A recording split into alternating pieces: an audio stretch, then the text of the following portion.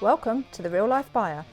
Whether you are buying for yourself or your business, here you will find tips, techniques and knowledge to support your journey to buying smart. Interviewing business owners and technical experts to give you information and guidance before parting with your money. Save money, time and get what you want when you want it. Now introducing The Real Life Buyer, Dave Barr. Hello and welcome to The Real Life Buyer. Today, I'm extremely pleased to interview food safety consultant Heather Landex. Heather has worked within the food industry for over 20 years, has practiced her profession in multiple countries, and brings extensive experience to the table, having been involved in the Olympic Games, well-known catering brands, and Michelin-star restaurants. What particularly perked my interest with Heather was firstly her extensive knowledge of food allergies, as I have had first-hand experience of a most scary family episode, and secondly, her recently launched book called Inclusive, the New Exclusive, How the Food Industry Can Stop Leaving Money on the Table. So without further delay, I give a warm welcome to Heather. Hello, Heather, and welcome to the podcast. Thank you very much for having me. It's wonderful. Looking forward to this. Perhaps we could start by finding out a little more about yourself and the motivation behind your passion. So I've worked in environmental health. I was trained in the UK. In 2011, I started at a council working in food safety. It's actually quite a big discipline, but I have a natural thing about food. I have a biological background. It's sort of just a natural place for me to be. But before I started all that, I've worked in a lot of food businesses as the food service staff. Even like cocktail waitresses, a big long list of places I've worked, even fancy, the stands in stadiums and big events with banquets. And Ronnie Corbett I met once as well. Fantastic. So I had this sort of natural fascination with restaurants, takeaways, hotels are my favourite. And then once I graduated, I've been in a lot of hotels checking their safety. And a lot of that is for tour operators to basically lower their insurance premiums and fulfill some obligations in the UK, especially where health and safety is very prominent and quite good, according to me, who's lived a few places. And then it's developed over time that I ended up loving the private sector because you have this customer service aspect of not poisoning people, reducing complaints, having this prestigious, clean, hygienic persona. So what I do generally before COVID, obviously things change, was work for compliance companies checking food safety standards across franchisees for big brands across the world. And they always have a better than the legal minimum requirement. And there are global restaurant standards that they try to meet. And some of them are particularly good with allergens, and they have more than the 14 required in the EU. But what I've noticed generally is that even though there's a lot of vegans around these days and the numbers are increasing, and there's more people with intolerances, more people with allergies, more people with deadly allergies, they don't seem to serve these people. And when lockdown hit, it was following as well in 2019, I had my own severe allergic attack, and I was basically thought I had anaphylaxis in the back of an ambulance. And I'd just been staying in a hotel. And I was vegan already. So at the hospital, when they'd pumped me full of drugs and said, you've had a severe allergy, please avoid milk because next time it could be worse. And I said, but I'm vegan. And they said, yeah. But probably in retrospect, I realise now that doctor had very good intentions, but probably didn't know much about allergies. But 4 months later, I had some blood tests. They did lose my results once. So it did take a very long time in a waiting list to get to an allergist. He's tested my blood. I'm not allergic to milk, but I am very lactose intolerant, which is really common for vegans, and they probably don't even know that because anyone who stops eating milk probably loses their tolerance to milk.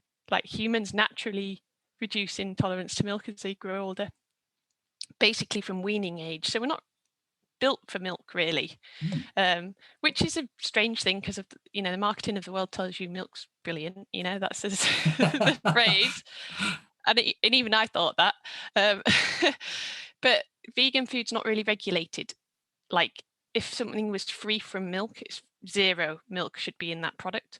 And then there's a lot of things with traces of and may contains, which is quite confusing for the consumer, for the chefs, for the waitress, even sometimes for the manufacturers to understand what they should be saying on packaging or menus.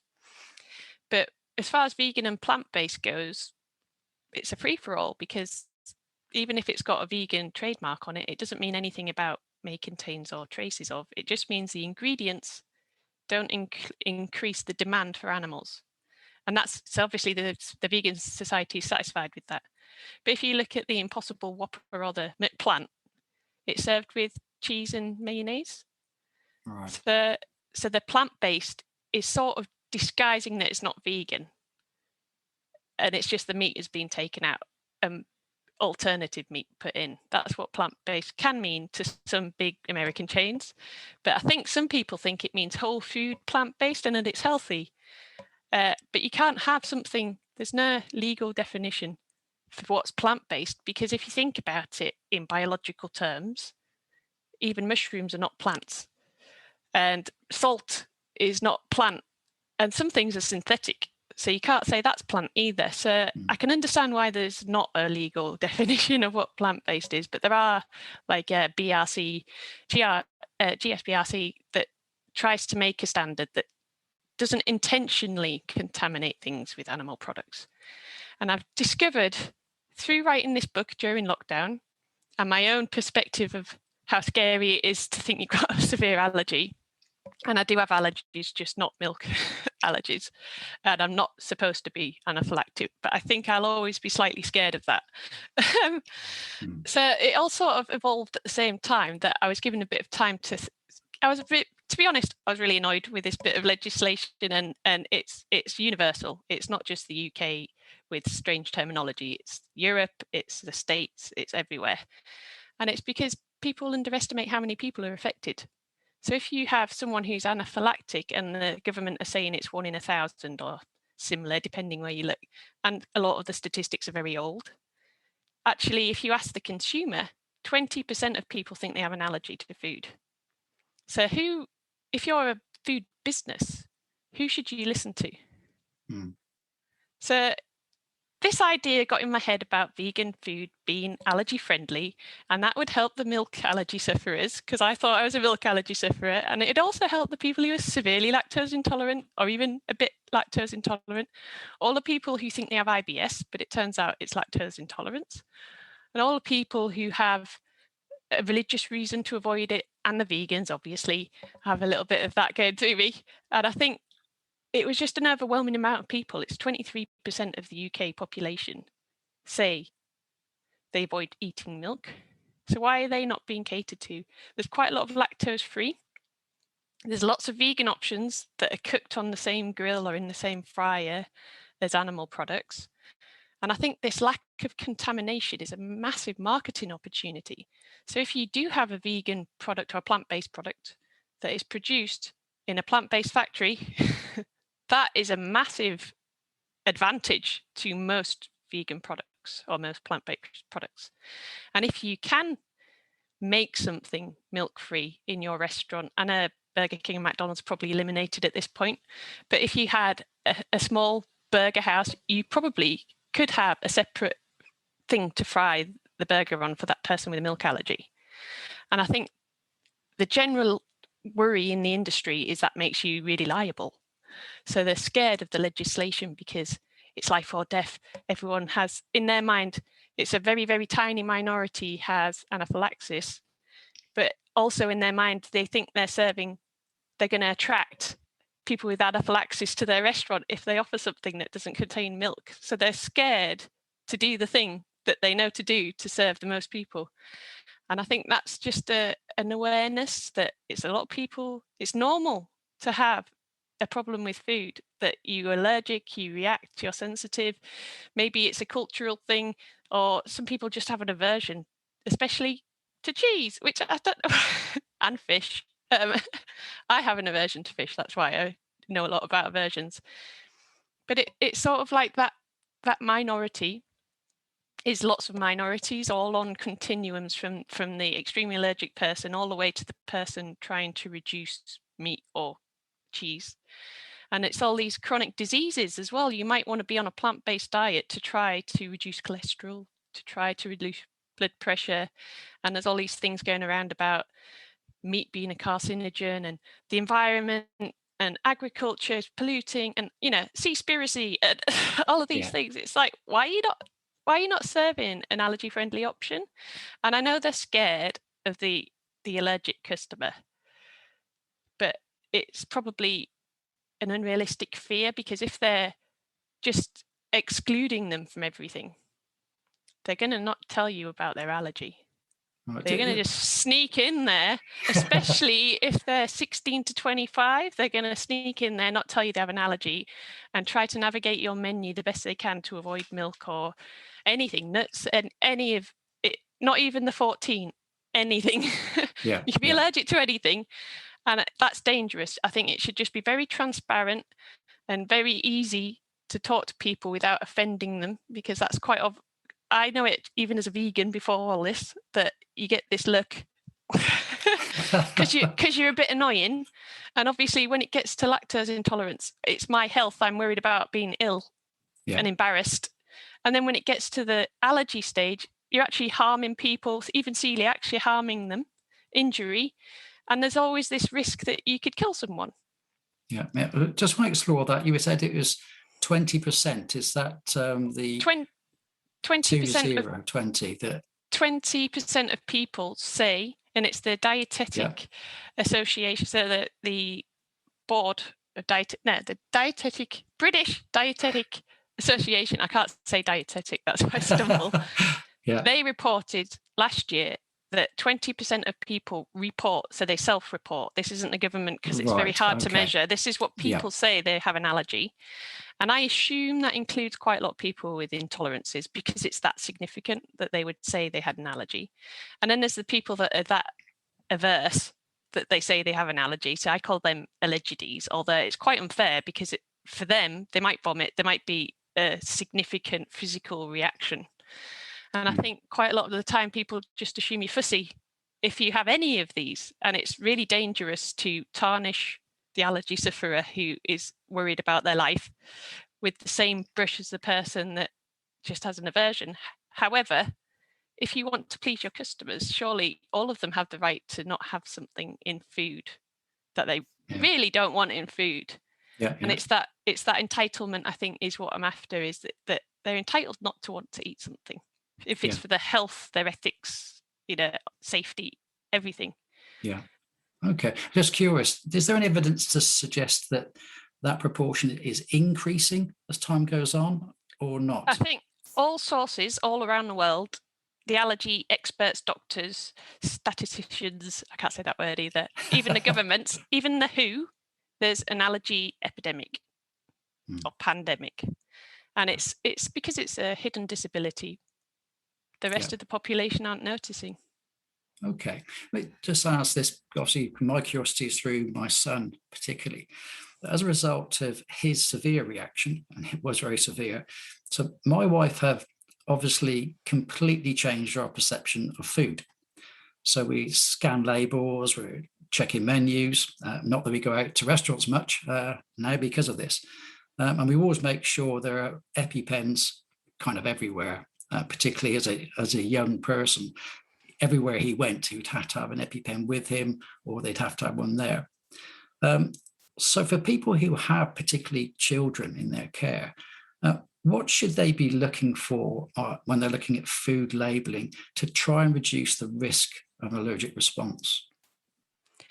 So if you're scared for nuts, for example, you need free from nuts on the label, because there's a slight problem with may contains that it's voluntary. Yeah, because so everywhere, the lack of a may contain might give you too much confidence, but also they use may contains when it's quite likely there's a significant amount in there. And I think that is excluding people. It's that bit of legislation is really confusing. And it's confusing for a chef who looks at this big long list of 14 allergens that might contain, your food might contain celery, crustaceans, all these wacky things, when it's supposed to be a tart, like a lemon tart, it's supposed to be made of lemons and, and they go, oh, it may contain, and it's because the machine has had something on there, right? The same machine is used to produce this tart and another type of tart that might contain the allergen.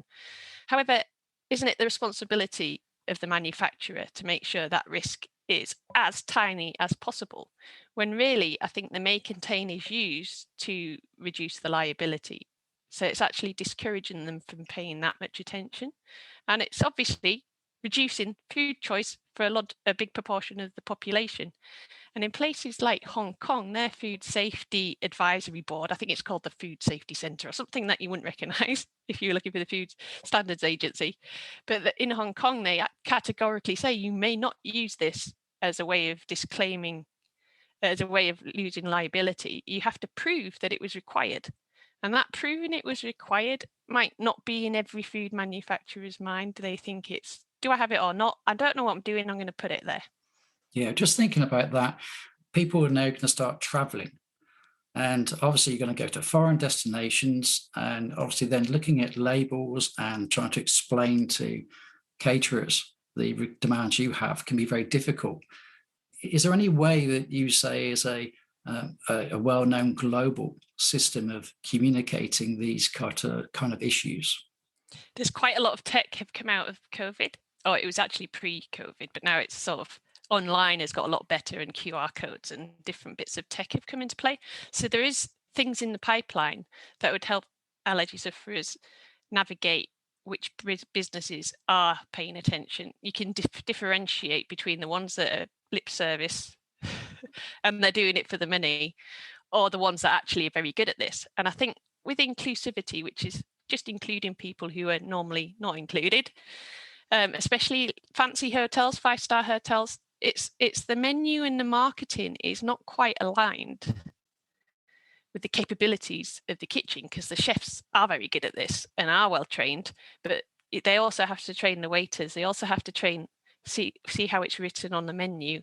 And I think sometimes it's so complicated in a busy kitchen with that many guests that this bit of tech needs to go all the way from the consumer understanding the tech and the law to the chef, who's then also on the same communication thread and understanding as the manufacturer, who's also compliant with the law in those sort of ways where they have done a risk assessment and it was necessary to put may contain on there. And I think a lot of places are already capable of being very inclusive. They're just scared to market it because they think they'll attract trouble, such as more people with anaphylaxis. And the trouble is that if you do say you can serve someone who's anaphylactic, you do take 100% liability for that. And that might be a responsibility issue because there's a lack of awareness as well from the consumer, how difficult it is to produce an allergy-friendly meal in a busy kitchen. They do need to have pre-planned.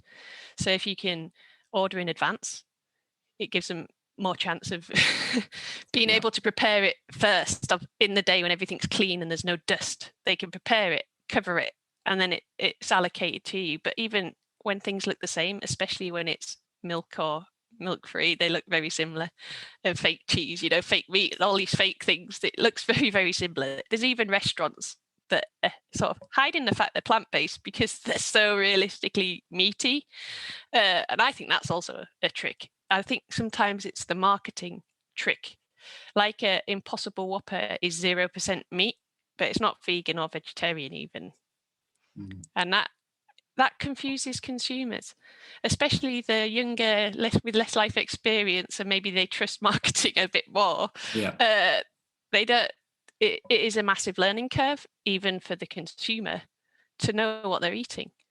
Yeah. So thinking about the education side of things, what's available for restaurant owners and their cooking and serving staff to make sure their knowledge is sufficient to make sure they understand what the customer is asking for, and obviously what they're managing and touching and moving about and cooking is also obviously fully understood, shall we say?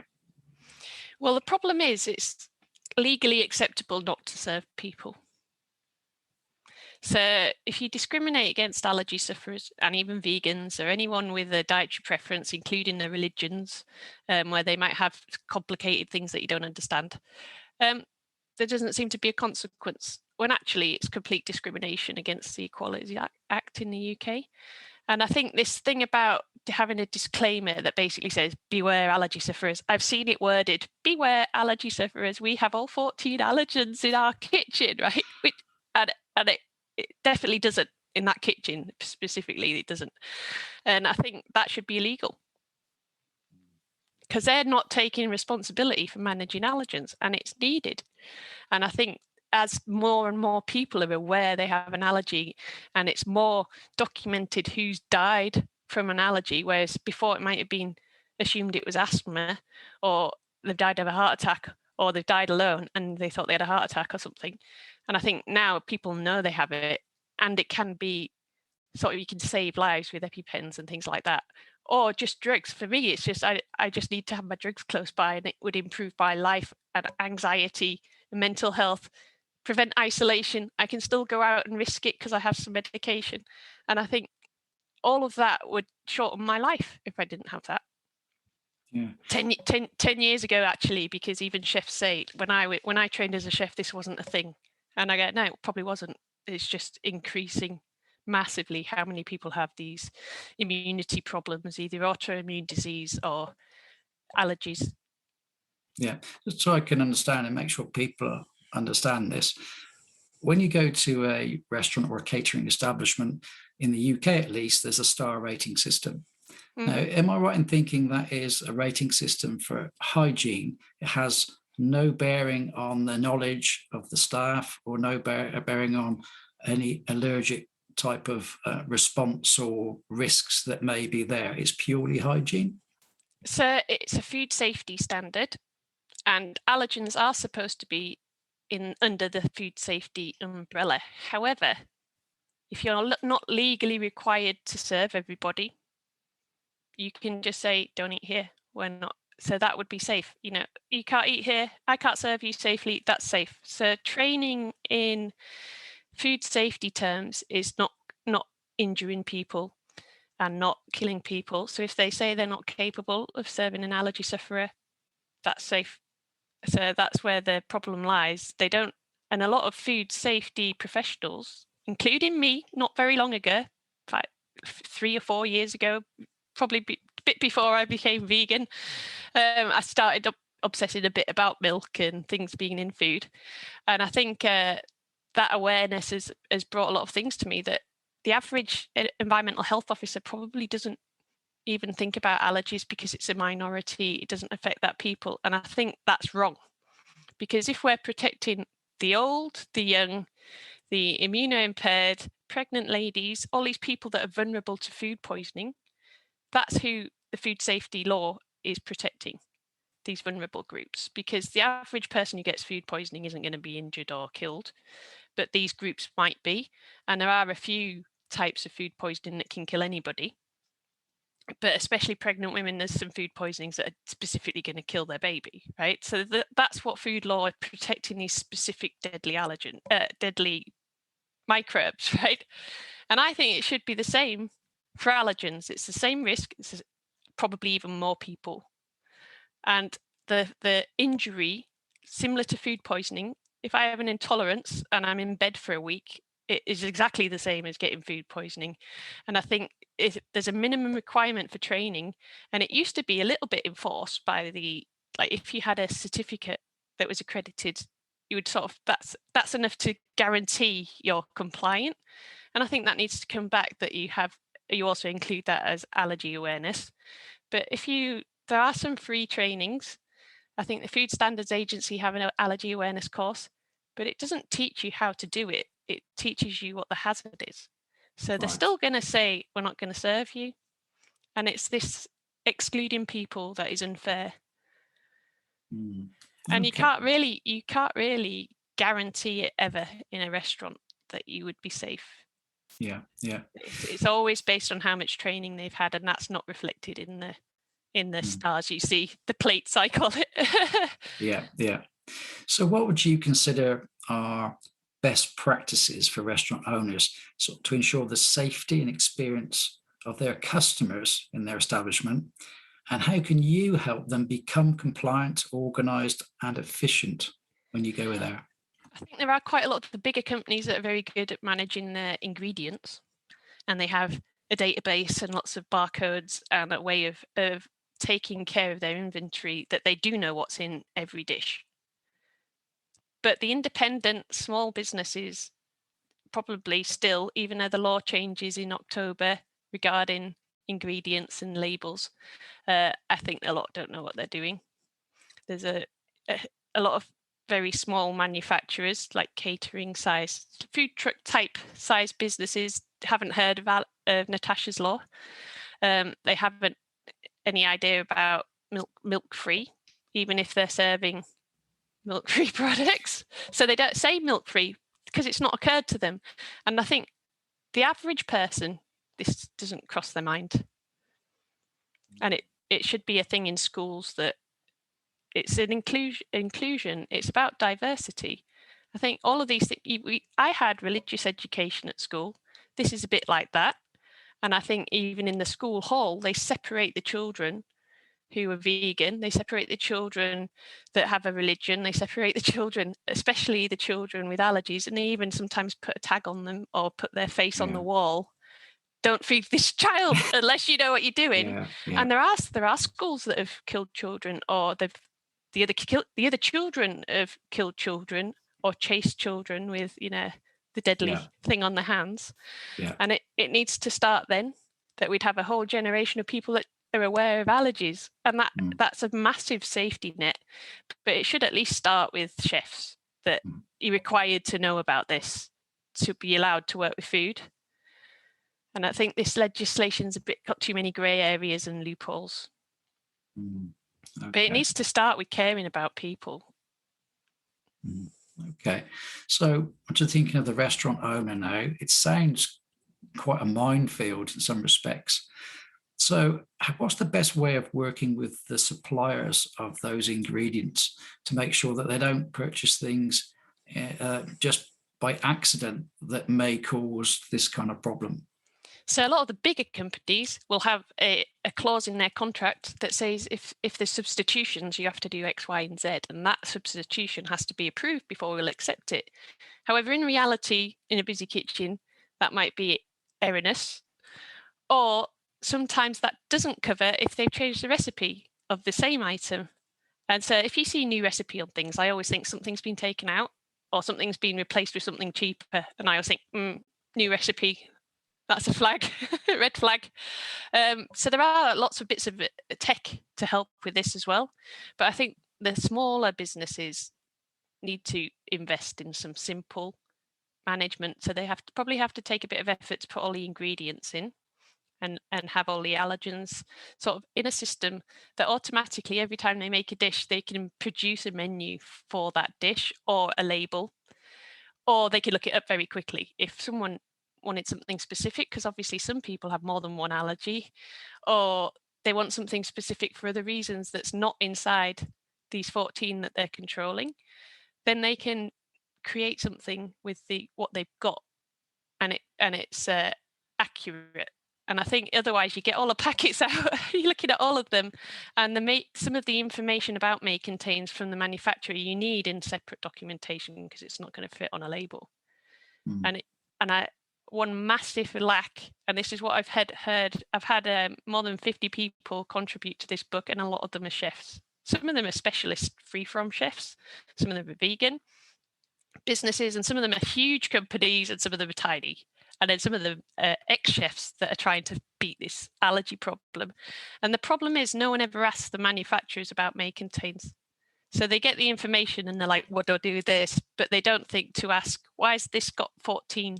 14, if there's 14, you definitely should ask them, can you prove that you've done a risk assessment? Can I see the results? Is it because you have these two allergens on your itinerary and they're stored in separate ends of the same warehouse? Or is it because they're on the same machine? That's a big difference. Is it an actual may contain, or is it you've taken a little bit of a cop out there?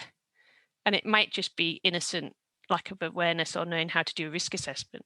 And it's the same problem for health and safety, where you have absolute responsibility for the public, your staff, everything, the building, fire, all these things. You've got absolute liability, even if you've done everything. You're still responsible. And that's how this should be seen. And I think with a due diligence defence, which is what you would do if you cause food poisoning, if you'd done everything you're supposed to do in the system, HACCP is the legal name. If you'd done everything according to food safety law, you shouldn't be poisoning people, but it could still happen because in reality, the risk is never zero. And that due diligence defence should apply to free-from foods in a restaurant situation, because if they've got the training, if they keep things stored correctly, if they've checked their supplier information, if someone's made a mistake, it should be able that they can correct that.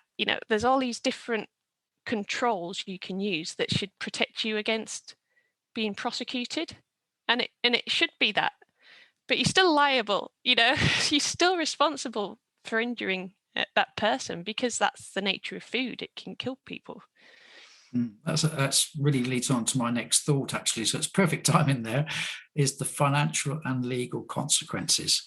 Now, I'm not sure how that varies from country to country, but if we chose the UK as an example, what are those consequences if it's proven that somebody is being completely negligent in their duties? So I've heard this from one of the biggest food caterers in the country, potentially in the world. It's an unlimited fine. Blimey. And if you're a huge company, it's likely a percentage of your revenue. So the bigger the company, the more liable, really, the higher the risk. Whereas if you're a friendly local restaurant, you have good knowledge as well, and you can train your staff and control things. You have a massive advantage over the bigger companies because it's a less complicated system. And I think that they're scared of that. Right. So there's potentially big financial risks. Well, they would pay someone off just for accusing them of causing an allergy. And sometimes, it could be the straw, or if someone's got a wheat allergy, it could be they've touched someone who ate something earlier, and it might not be the restaurant or the business's fault, but they would pay them tens of thousands to keep it away from any chance of going to court where they risk this unlimited, or it's usually percentage revenue fine, which, far outweighs the gain of having an inclusive menu. But I think the risk is that happens anyway. Even if you repel allergy sufferers, they might still come and you injure them. And if your wording and communication is poor, the disclaimer doesn't protect you. Right. Is there any risk of jail time with this? There was one person in the UK who's gone to jail, and it's because he killed someone and then injured someone because he didn't change anything, and it was counterfeit food. He'd changed, I think it was almond to peanuts, or he'd done something, and he had no remorse. So I think he went to prison for 4 years for manslaughter. Yeah. Okay. So thinking about costs now, would you say that if a restaurant's going to go down the route of serving all these people that are effectively missed out at the moment, is that a lot more expensive to buy those kind of ingredients? If you want to buy a fake meat to replace the meat, that's more expensive, definitely. So if you wanted to have a milk-free option, the free from label comes at a premium. However, you can make a lot of things out of fresh fruit and vegetables. That's quite a good control, especially something that comes in a tin. That's probably a very good control as well, because it's just come from the field, put in a tin. Yeah. Even frozen veg, it's sealed very early on in the process, and that you can do a lot with. And I think they don't like people's perception, especially chefs who've been trained to make things with a base of gravy that contains gluten, contains beef, contains all these animal products, maybe even celery, something that people mustard, they don't really think of. You can do a lot with a clean base. So you can have, this thing we have on the menu in various dishes can be used for whichever dietary preferences. But one thing I do hear a lot is you can have an area with a chopping board utensils, something separate to cook on, and that's your allergy-free zone, right? But they think you have to produce a dish with the 14 free. That's not what it's about. It's about that area is always clean to precision, and then it's protected. And then you can use it for any dietary requirement, and then you have to clean it properly afterwards, immediately afterwards. And I think that is a misconception, because there's a way of doing it with purple, that everything purple is the allergy safe stuff to use. And that also makes them think, right, I'm preparing something free from. And I think that making it free from is a lot safer than having it on the menu as a milk-free or a whatever-free option, except gluten is slightly different, which is also confusing, because gluten is not about food safety. It's a trading standards claim.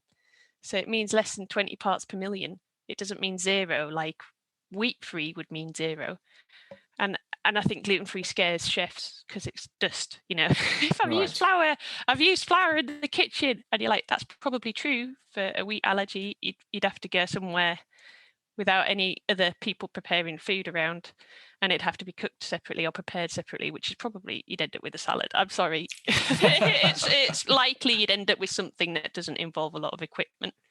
Yeah. But I think my solution is, and it doesn't solve everything, and I'm sure 100% inclusivity isn't achievable. It's a bit like zero risk isn't achievable. But you can definitely go a long way with the allergy-friendly vegan option, especially for milk, fish, eggs, and shellfish are very common. So then you could also have something else that was gluten-free, and even some crossover where you adapt your menu depending on how many allergies the person has.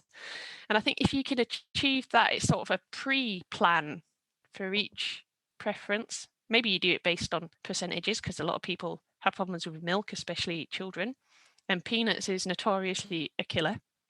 But even people in my profession didn't realize milk could kill people, even though it's in the press.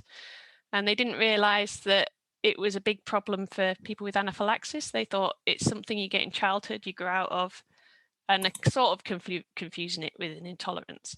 And I'm not saying they're food safety elite. I'm saying they're a general, like environmental health, or a general person in trading standards, that they didn't know that about milk. And I think that's all it needs, is people realize they need to pay attention to this. And it should be a bit like getting a driving license, that it's probably easier to get your head around, because everyone has to eat. That's all the principle is. Everyone has to be able to eat to be a fair and inclusive society. This is something that should be taught to anyone who has to make food for the public. Even care homes, schools, workplaces, anywhere. It's just your right to be safe. And I think that should be taken into health and safety as well. That if you have to protect your staff, you should not necessarily provide them, but if it's a work function, you should provide them with something safe to eat, because otherwise you're excluding them. And if they had a wheelchair or a visible disability, you'd have made accommodations, which I think allergy sufferers stay quiet, and it's just not in anyone's awareness that this is even a thing. Yeah. And it's quite shocking. And I'm even like shocked, and it's evolved from all these different perspectives about what some people claim in their marketing. It's unbelievable that they can get away with it, because it's just exaggerated. And I think if you had on labels this requirement, a bit like the sugar and and the energy levels, just a tick box that say, even if it's only 14, that's a big deal for a lot of people, that if it's safe or not, or if there's a minute chance or a big chance, that's a big deal for people. Yeah. So really, if I was going to do a summary, and you have to excuse me if I'm wrong here. Okay, the purchase cost might be higher, but you just need to make sure your staff are fully trained. They put in simple, or the word's right, but simple, but very clear procedures and processes, and make sure they're followed. But the benefits then are that you will make sure, or you'll significantly reduce the risk of any financial issues, legal issues, or anything like that coming your way, because people are going to be coming in and leaving in a healthy state. And I assume, because you will have that reputation, to all this untapped market then, that the market that other people are not getting because of the fear factor would suddenly come flooding your way. Would that be a fair summary? It gets even better, because if you can serve someone who's gluten-free, lactose-free, milk-free, nut-free, if you can, even if it's made specially for them, you will bring the whole group to the table. And that might be a wedding party or a whole conference, depending who's in charge and how aware they are. And there are businesses where someone in the management team has an allergy or is vegan, and they are very good at this. And it seems like they're hiding advertising or communicating that they're good at this because they don't want more people to ask for more special dishes.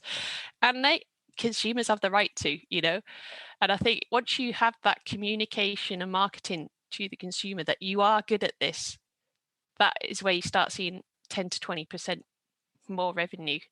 So if you're already fully booked and you've got a queue down the street at all times of the week even, you probably don't need this as a marketing strategy. But for example, if you have gluten-free fish and chips on a Monday and Tuesday, that's proven to cause a 30% increase in revenue on a Monday and Tuesday, because they can contain it on a Monday and Tuesday. And you can do creative things that it creates an element of delight, which a lot of marketers and people who are really good in sales, that's what they're looking for, this delight factor. It makes you remarkable. It makes you really exclusive, which is the title of my book, because these people are forgotten. And if you can serve them even as well as you would serve a usual typical eater, that will really excite them. And they report it on all their social media, and these people will market for you, and you can target them, and you can use hashtags and wording that will help you get to number one on Google. And who looks on Google Maps and goes, I'm going to go with the one number one? Yeah. You just put the postcode in. I want to eat whatever food, whatever free, animal free is my favorite one. Go here. And there are apps for vegans that say, in any city in the world, especially big cities, I can go and know where to eat, which is the best, what's got 5 stars from other vegans. And the same is coming about for allergy sufferers. And even, I think the free from world wants to protect free from vegan and vegetarian. They don't want to mix it together. And I can understand why, because the vegans are worried about animals. The vegetarians might be worried about animals too, or religious reasons. But really, all of these dietary preferences, you win one when you win the other. If you can serve the extreme allergy sufferer, you're also serving the person that really wants to make sure there's no milk in there, or no egg, or no fish. And if you serve the strict vegan because they don't want it to have even touched meat, you're also serving the allergy sufferers. So I think they should reunite, because there's more allergy sufferers and people with intolerances than there are vegans. And there's more people with them altogether that want to eat plant-based. And nobody wants extra contamination. Nobody wants unethical, extra cruelty. And I think this is the way for sustainability as well. That if you can control your ingredients and prove where they came from, you can do a lot with claims about sustainability, local, organic, clean, healthy. There's so many ways to market how good you are at controlling your ingredients. And it's not just about the allergy sufferers that they think there's 1 in 1,000. It's about all your consumers with all their needs and all their choices and all their complicated decisions. Make it easy for them by providing the information. And if I went to somewhere and I didn't have to call, I'll be like, they thought about me. It's already making this easy for me to buy from them, especially places that have accommodation attached. I want to know that I'm safe eating breakfast, and I'm not going to be a pain for my family or whoever I'm with, colleagues especially. It's more embarrassing because I can't have my coffee because there's no oat milk. And I think it's getting expected now that that's available. Yeah. Fantastic. So there are some obviously very big opportunities for the shrewd people out there who use obviously with their common sense. So your book, tell us where can people get your book? When's it going to be available to everybody? Well, it's available on Amazon already, because I had a little bit of a fight with Amazon about printing in Europe. Apparently it's COVID's fault. But the Kindle's been available since May, and the paperback is just out. So they're available that way. Or I'm available for people, really. I love talking about this all the time. And I'm the only one with my name in the world, apparently, according to Google. So that's quite easy to That's look me helpful. up. Okay, so pop into Amazon, should we say, online. How about other ways to contact you and find out more about you and what you do? It's very easy to find me on LinkedIn. And on LinkedIn, there are some resources and things like that. And I also have some free resources that I just let anyone access that's members, because it's an inclusive membership, right? It's for everyone. members.heatherlandex.com. And I think you see my book launch there, and there's some really interesting people who are from the food industry speaking about their challenges and the rewards they've had from being more inclusive, especially in a financial sense, a marketing opportunity sense, but also the training is lacking. And if you have this training, you'll just feel more confident as a business, and your customers will feel more confident as well. And then actually all the money for a restaurant is in their return custom. It's not in getting new customers. Yeah.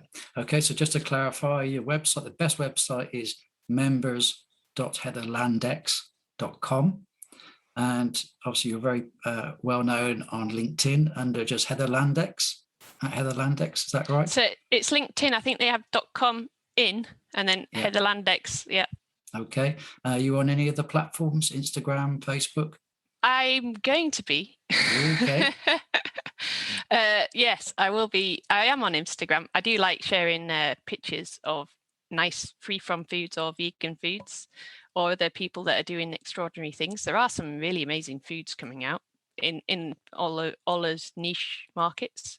And that's quite exciting, especially in the UK. They're doing really well, but also in some of the Asian countries, they're like creating extremely miraculous products. So some of that's on there.